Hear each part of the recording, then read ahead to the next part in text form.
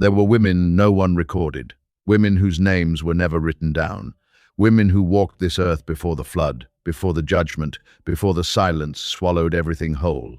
History has remembered their fathers, those terrible, magnificent beings who fell from heaven and touched the daughters of men. But no one asks about the daughters they left behind.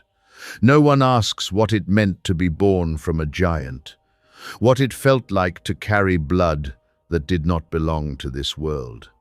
To stand at the edge of two existences, neither fully human, neither fully something else, to look up at a sky that once held the ones who made you, and feel nothing looking back.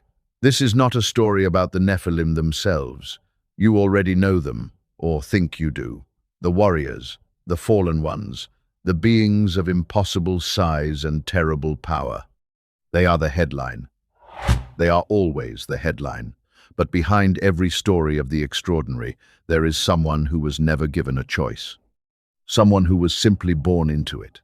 Today, we go somewhere the ancient texts almost never take us. We go into the shadows between the verses, into the silence between the lines, and we ask the question that has echoed unanswered through thousands of years of scripture and mythology and human memory. Who were the women born from giants, and what happened to them? To understand them, you have to go back to the beginning of the darkness. The book of Genesis gives us only a fragment, 6 verses. 6 verses to describe one of the most catastrophic events in human spiritual history. The sons of God, the Bene Elohim, saw the daughters of men and found them beautiful. They came down. They took wives. And from that union, there arose the Nephilim, the mighty ones, the men of renown. But Genesis stops there. It moves on. It pivots almost immediately to the grief of God, to the coming flood, to Noah. As if the story of those children was already finished before it began. The Book of Enoch does not stop there. Enoch, ancient and haunting, describes what Genesis leaves in shadow. 200 watchers descending on Mount Hermon, each one swearing an oath to the others, bound together in that terrible covenant, that shared decision to cross the boundary that was never meant to be crossed. Their names are recorded: Samyaza, Azazel, Arakiel, Shamsiel, each one a commander, each one a defector from something holier than we can imagine, and they did not come alone to this earth in spirit. They came as beings of form and weight and presence, and when they mated with the daughters of men, the children that came from those unions were not ordinary. They were giants, physically, spiritually. They were something that existed in the gap between worlds, something this earth had never been designed to hold.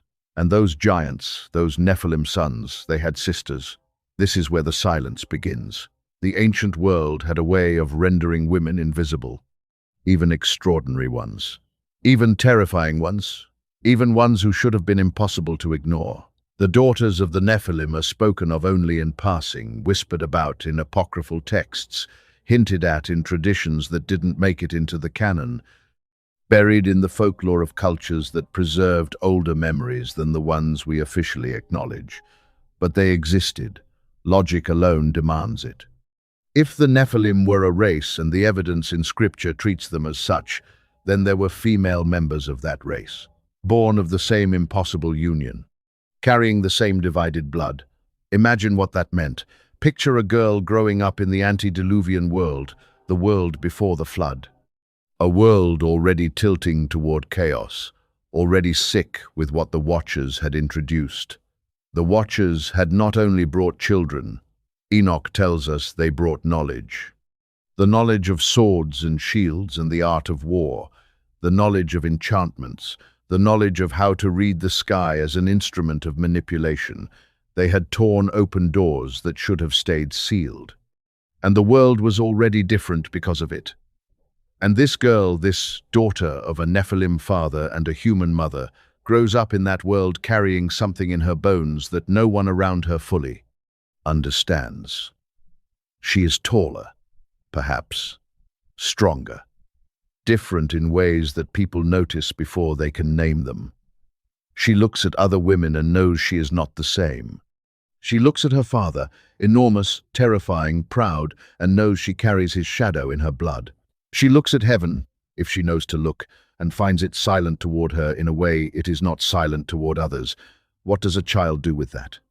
What does any child do when they are born into something they did not choose, carrying a weight they were given before they ever opened their eyes? The traditions that reference these women are few, but they are striking. In some ancient Jewish writings, the daughters of the Nephilim are described as sirens of a kind, not in the mythological Greek sense, but as figures of devastating and disorienting presence. Women around whom ordinary human perceptions seem to bend, not through deception, necessarily, simply through what they were. There are traditions that suggest the women born of this blood were among those who led the pre-flood world deeper into its corruption, not through malice, but through existence. Their very presence in human communities accelerated something that was already unraveling before they arrived. Other traditions are more tragic. They describe daughters who were aware of what they were, who understood that their father's kind had made a mistake that could not be unmade, who lived with the knowledge that the world around them was being measured and found wanting, and that they, children of the measuring, would be included in the verdict. Think about that weight. To know or to sense that the thing that made you different is also the thing that has brought judgment closer to everyone you have ever known. That is not a monster's story. That is a human story. It is the oldest human story, being marked by something you inherited, carrying the consequences of decisions made before your birth, belonging to a lineage that has already decided your fate before you ever chose anything for yourself. The flood comes. This is the part of the story where, if you have been paying attention, the silence becomes absolute. Noah is chosen, his family is preserved, the ark is built, and the waters rise, and everything that was the world of the antediluvian age, all its complexity and horror and strangeness and beauty, is erased. The Nephilim die in the flood. This much seems clear. Their physical forms are destroyed. But here is where the tradition grows dark and extraordinary at the same time. Enoch tells us something else. The spirits of the Nephilim, the disembodied ones, those who survived the death of their physical forms, became something else. They became the unclean spirits, the wandering ones. Beings without bodies, condemned to roam the earth until the final judgment, neither belonging to heaven nor to the deep, caught in the in-between. And this raises a question that I do not think has ever been fully answered. What happened to the daughters? Not the sons. The sons, the giants, their fate is discussed even if darkly. But the daughters, those women of divided blood, where did they go when the waters came? Were they preserved? Were they lost? Did their spirits follow the same path as their brothers, condemned to wander? Or was something else made for them, some fate we have no record of, hidden in the part of the story that didn't survive the flood any better than they did? I am not asking you to accept any single answer. I am asking you to feel the weight of the question, because it matters. It matters what we do with the ones who were simply born into something they didn't choose. After the flood, the Nephilim appear again. This troubles people when they first encounter it, and it should trouble you. If the flood destroyed everything, and Genesis is clear that it destroyed everything, then how do giants walk in Canaan again? How does Goliath stand in a valley and challenge an army? How do the sons of Anak make the spies of Israel feel like grasshoppers? The rabbinical traditions offer a suggestion. Some of them point to the daughters. Not to Nephilim daughters. Specifically, the lines have grown blurred by now, but to the possibility that the bloodline survived through the human side of the union. Through women who carried something in their ancestry, something dormant or diluted but not destroyed, something that expressed itself again in later generations under the right conditions. This is speculative. It is honest to say so, but it is not without logic, and it is not without parallel in the way genetics and inheritance actually work. Blood is patient.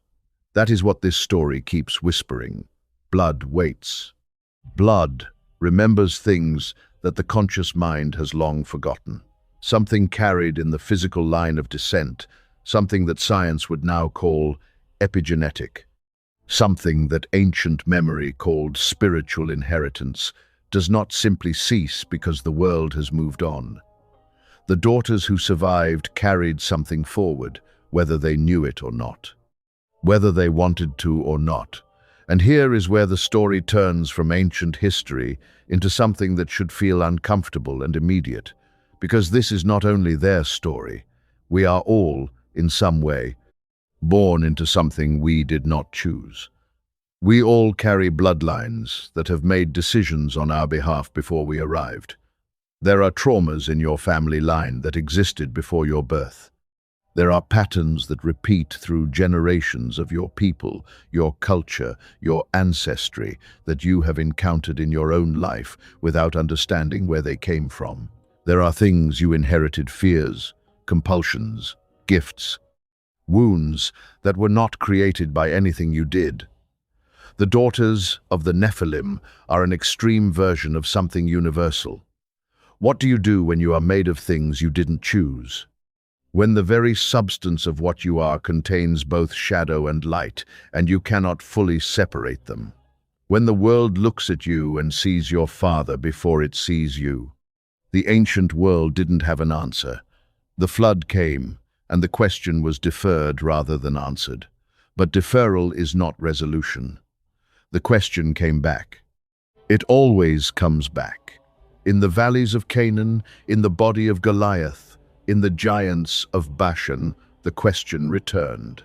And then it returned again in every age that followed, in every person who has ever felt like they were made of something that didn't fully belong here, something too large for the world as it was designed, something that made other people uneasy without doing anything to deserve it. There is a moment in the story of David and Goliath that most people miss because they are watching the wrong thing. Everyone watches David. They should. His faith is extraordinary, his courage is staggering, his victory is against every expectation. But for one moment, stand on the other side of the valley. Goliath has been standing there for 40 days. Every morning and every evening, he has come out and issued his challenge, and every morning and every evening, the armies of Israel have retreated in fear. 40 days. Think about what those 40 days felt like for him. He is enormous. He is armored. He is the most terrifying thing anyone on that battlefield has ever seen. And yet he stands there day after day, and no one comes. We are told he was defiant. We are told he was mocking. But I want you to consider something else. I want you to consider that a being who has spent 40 days waiting for a worthy opponent might also have been in some unreachable part of whatever he carried inside him, desperately alone. The women born from giants, the daughters we began with, they knew that feeling long before Goliath ever stood in that valley. To be too much for the world. To be looked at with fear before anyone has tried to know you. To carry power that isolates rather than connects. To have a lineage that defines you so completely that your own inner life barely gets a voice. When David's stone found its mark, it did not only end a war. It closed something that had been open since Mount Hermon, since the Watchers descended. Since the first daughter was born into the impossible gap between worlds and had to figure out what to do with it. The mystery of the Nephilim daughters is not ultimately about giants. It is not ultimately about fallen angels or pre-flood civilizations or the genetic survival of forbidden bloodlines. It is about inheritance and choice, and what it means to carry something dark in your origin while still being required to live a human life. Every person who has ever struggled with what they came from, every person who has looked at their family line and seen the shadows there, every person who has felt the weight of something passed down to them that they never asked for, understands this story better than they might realize. The daughters were not given a choice about what they were. None of us are. The question is always what we do with what we're given. The question is always whether the blood remembers only the fall or whether it can reach back further. past the watchers, past the covenant on Mount Hermon, past the moment when heaven was abandoned for earth, past all of it to something older, something that was here before the watchers descended, something that was spoken over this world before any of its corruption began. The daughters of the Nephilim lived and died without knowing if that something could reach them. Most of them never had the chance to find out.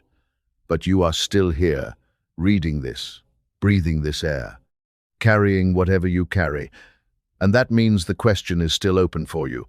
What do you do with the blood you were given? What do you do with the inheritance you didn't choose? And is it even possible that the same God who shut the door on the antediluvian world has left a different door open for you? Think about that, carefully, in the dark, where the real questions live.